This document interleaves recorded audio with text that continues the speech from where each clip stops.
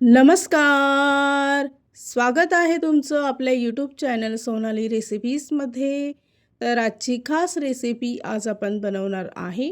खूपच soft, super tasty, तोंडात टाकताच विरघळणारी दाणेदार कलाकंद किंवा मावा बर्फी असंही म्हणू शकता.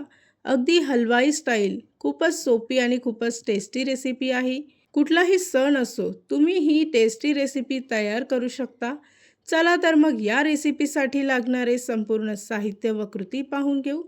मावा बर्फी किंवा कलाकंद तयार करण्यासाठी इथे मी एका कढईमध्ये एक छोटा चमचा साजूक तूप घेऊन पसरवून घेतला आहे. त्यानंतर 1.5 लिटर फुल फॅट क्रीम दूध यामध्ये टाकून उकळी आणायची आहे.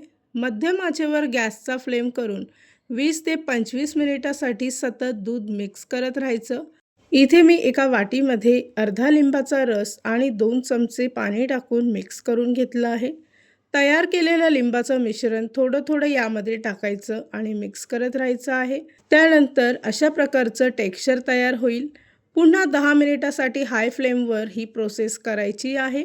1.5 लिटर दुधासाठी इथे मी एक मोठी वाटी साखर घेतली आहे. साखर यामध्ये टाकून मिक्स करून घ्यायची आहे. आता मिश्रण घट्ट व्हायला सुरुवात झाली आहे. त्यानंतर इथे मावा तयार झाला आहे. 1 चमचा साजूक तूप टाकून पुन्हा मिश्रण मिक्स करून घ्यायचं.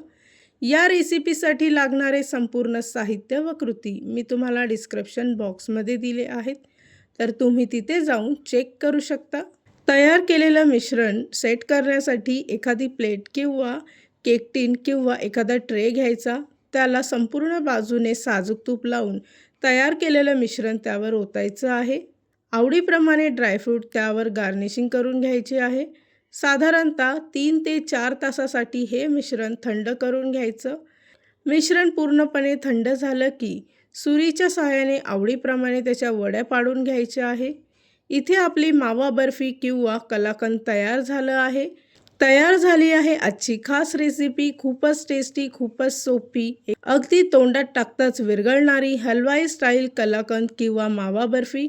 इथे मी तुम्हाला एक पीस तोडून दाखवते. तुम्ही पाहू शकता की एकदम सॉफ्ट आणि दाणेदार कलाकंद किंवा मावा बर्फी तयार झाली आहे.